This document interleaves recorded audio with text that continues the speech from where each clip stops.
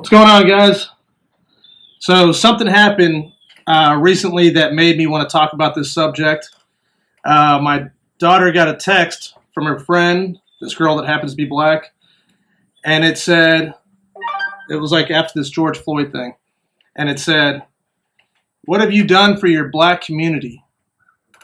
And my daughter's like, "What? I haven't even thought about that." And she told me about it, and I said, "What?" I was like, why would that be something that you're texting all your white friends? What have you done for your black community? What has she done against the black community? Be white? That's her crime. She's white. So I started thinking about it, and I said, you know what? The only racist thing I've ever seen, me personally, in real life, and I'm not talking about like, oh, you looked at me funny, or I think you're thinking something racist. I'm talking about actually experienced it or witnessed it. And that was racist from a black person to a white person. If you've been to school in the past 20 to 25 years, most likely that's what you've seen. Unless you live in like North Dakota where it's all white people, or some place in Mississippi where there's still some racism going on. But for the most part, past 20 to 25 years, I guarantee you've witnessed or you've experienced, if you're a white person or even being black, racism to white people from black people. I'm in 7th grade. I'm in PE. We're doing a little thing outside where we got to run around or whatever. Me and this kid end up getting into it, right? For over, who knows? I don't remember what it was. We're just jogging. The kid kept messing with me. I turn around. I said back up a couple times. I push him down, and immediately they go, "What?" Bunch of black kids that were my friends, or I thought they were. They said, "You pushed down Fred," and they come running up to me, and they're like, "What's up, white boy? Hey!" And then from the back, "I beat that cracker's ass. Hey, oh!" And then they're trying to surround me so they could jump me, and I keep backing. I'm backpedaling. I'm going. Hey, hold on, man, hold on. I was like, hey, he kept messing with me, and I tried to explain myself, and they're like, we don't give a fuck you. Beat his ass. Beat this white boy's ass. And one guy got a little bit too close. I got a lucky shot off, and the guy looked at me, and they said, what? So they got even madder, and as they're coming towards me, and I'm going as fast as I can backwards. But what they're trying to do is they were trying to surround me at the time so they can keep me like, get me in a circle, and then whoever was going to throw the first punch, and then they get me down and start kicking me or whatever it is. But luckily, the PE teacher from way up at the front thing yells, hey! And he yells and tells them to stop, right? And I'm going, oh my God, thank God. So they look at me and they go, you're lucky, white boy. And I said, I thought we were friends. I was like, man, I thought we were friends. What's going on? And so they're like, we're going to beat your ass later. I'm like, oh my God. So we walk over to like the lines or whatever. They used to put us in individual lines. And I'm just thinking, oh my God, I'm going to go to the locker room. They're going to beat the living shit out of me. And luckily, I don't remember what happened after that. I think finally somebody, after they calmed down and we were in PE for a little bit, somebody was like, hey man, sorry about that. We just got mad because you pushed Fred down. And they didn't even like this kid. They used to make fun of this kid all the time. But because of my skin color that was different from theirs, or because of whatever propaganda, or because of the fact that somebody, not in my family, because I'll reiterate, I'm half Puerto Rican, half my family looks like this. The other half looks like this. My skin complexion had to come out fair because of my dad's a light Puerto Rican. My mom's a very white woman. But as far as I know, no slavery in the past, right? Poor white people is where we come from, and Puerto Ricans who were supposedly thieves and all that. So, where was I at? Oh, because of the history, our history that we have, that seems to be okay. Like, okay, well, because of the fact that white people were racist, there's still some that are racist. No matter where we go from here, and this is where the problem is. This is where the divide is because no matter where we go from here, that history is always going to be there. And the thing is that why can't we look at it like this? All right? We should be able to agree on this. Let's take an example of a married couple. Okay? Two people are married. It could be woman, woman, male, male, male, woman, whatever it is. One of them cheats. Okay? The person cheats, and then the person finds out about it. They decide they're going to forgive them and move forward. Right? Everybody's seen this before. What happens is, if you go to move forward, and every year, around the time that they found out, they bring it back up, and they go, you cheated on me, and they start crying, and then they go into a whole thing, and it keeps coming back up. That relationship's never going to work. You might as well get divorced. If you're going to keep bringing that up, you might as well get divorced. And that's similar to what's going on in this country. Is there a bad history? Yes, there's a bad history. There was people that were owned as slaves. That's horrible. Okay? And we still got dumbass people like the people that want to keep the rebel flag. Why do you want to keep the rebel flag? I've talked to a lot of people, and they say the reason why they want to keep the rebel flag is because it's part of their culture. It's part of the racist culture. You were fighting, that flag was represents something bad. Jim Crow, all that stuff. Look it up. Look up what the rebel flag stands for, and you can understand why, if you're black or if you're against the whole slavery thing, that we want to do away with the flag.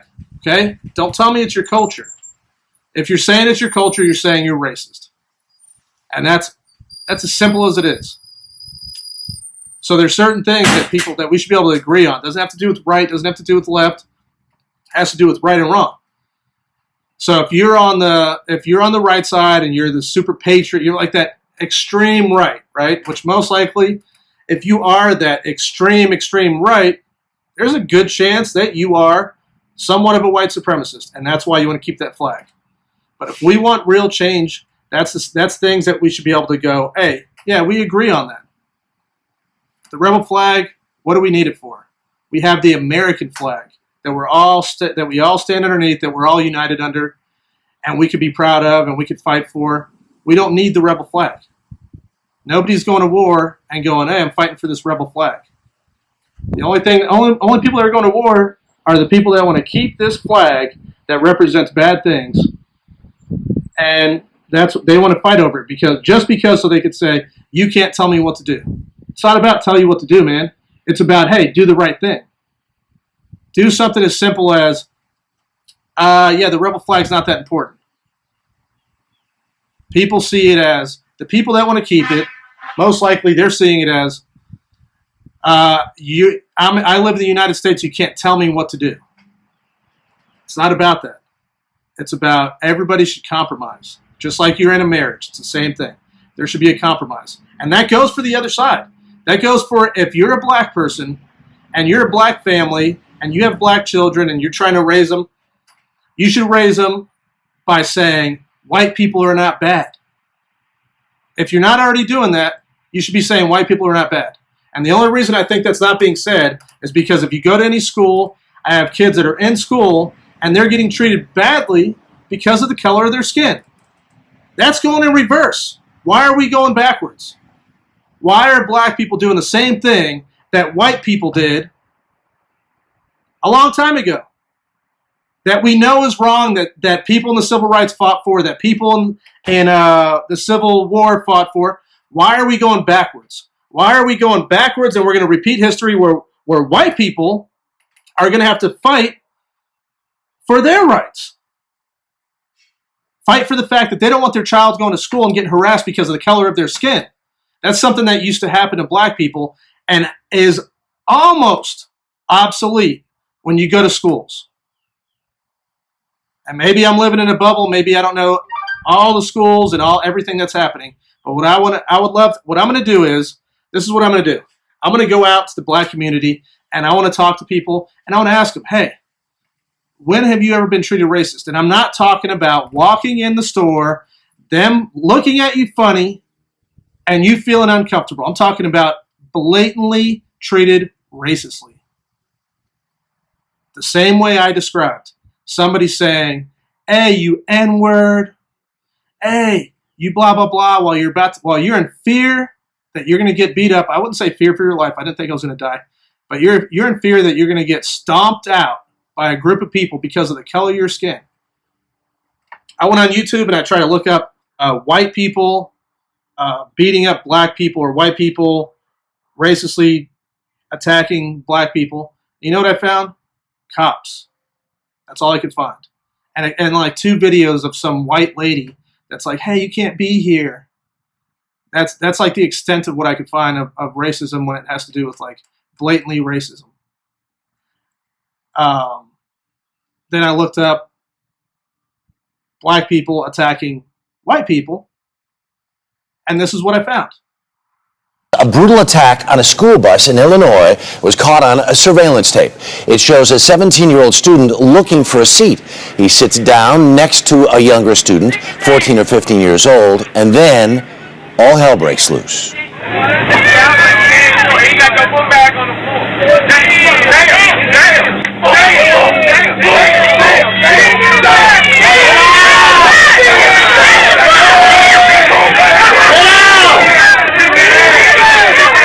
5 minutes after the first round, a second student attacks.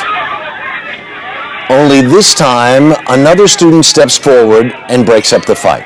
The victim suffered. At 10, cameras rolling as a man is badly beaten outside of a gas station in North Harris County. Channel 2's Jacob Rascone is live in the Klein area tonight and just spoke with the man who was attacked. Jacob? Yeah, Christine and Chris, the victim, Mason, says he was coming to the convenience store just to get a couple of groceries. He was at the front of the line when he says a group of guys tried to cut in line. He told them there's a line for a reason. Then they left and they waited for him outside, and the surveillance camera there caught what happened next.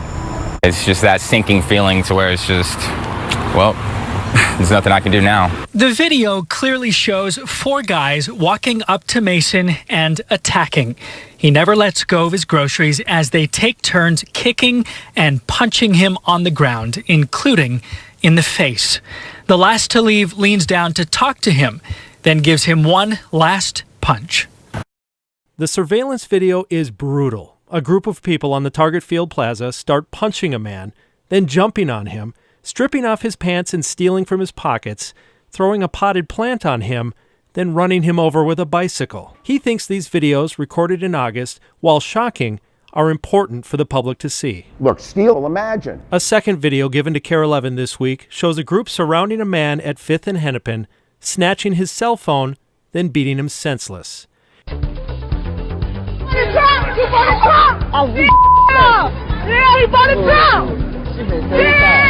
There, a group of men in Chicago seen dragging the victim out of his car in broad daylight.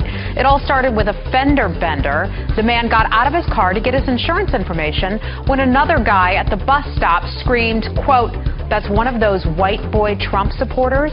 Well, that man, the driver, admitted that he voted for Donald Trump and asked why that mattered. And then they started attacking. Onlookers recording all of it, cheering on the bullies, screaming, "You voted for Donald Trump." The victim was taken to the hospital. He is expected to be okay. Those suspects have not been identified. Chicago, once again. With that, you got a group, large groups of black people attacking one white person. And then they say, oh, well, we don't think that was a racist attack. Because somehow they say black people can't be racist. Yes, you could be racist. I don't care who you are, you can be racist. If you think that you're better than that person, you're racist. If you think that because of the color of your skin, you should be able to attack them, do whatever you want, say whatever you want, that's racist. Don't tell me because the corporations are run by white males or white men or whatever, and it's systemic racism. Don't tell me that. We're talking about ground zero at the schools where it starts. Because what's happening is black kids are going to school and they're hearing their parents talk about stuff. They're going to school and they're treating white kids like shit because of the color of their skin. And that's wrong. That's 100% wrong. And nobody's talking about it. Nobody cares because of the fact that they're white. And that's not how it should be. It's the same thing as my grandfather is directly from Cuba. And this is what he said.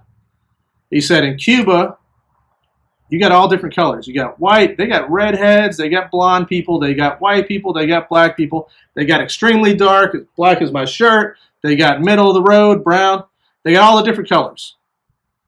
They don't care. All they say is we're Cuban. All these different countries that are just Puerto Rican with all the different colors, are just Dominican, are just this, just that. And that's exactly what we should be like.